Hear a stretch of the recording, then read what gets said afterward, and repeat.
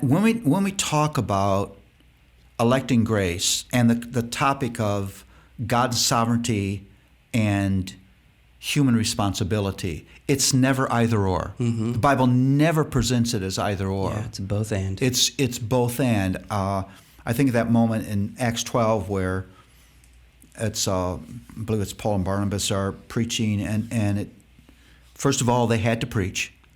And then it says the Gentiles heard the word of the Lord.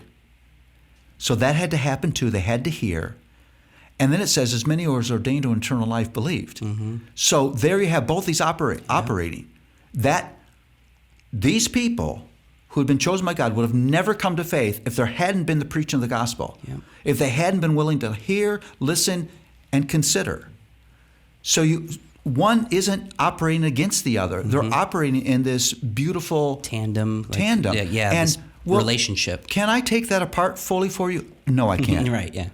It's a mystery. It's a glorious mystery. Yep. But the Bible puts it that way for us so that we would find hope in the fact that God is always the initiator. Mm-hmm.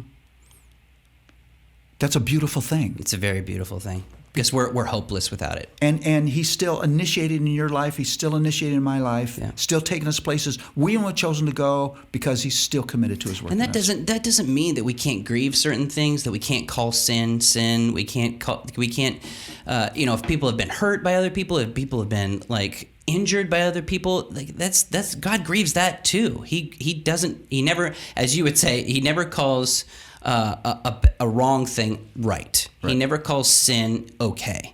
So he's involved in the process as we continue to live in a sinful environment. Well, all you need to know is that the Bible uses this term sin to know that human responsibility is important to God. Yeah. Mm-hmm. That what you do is valuable and significant.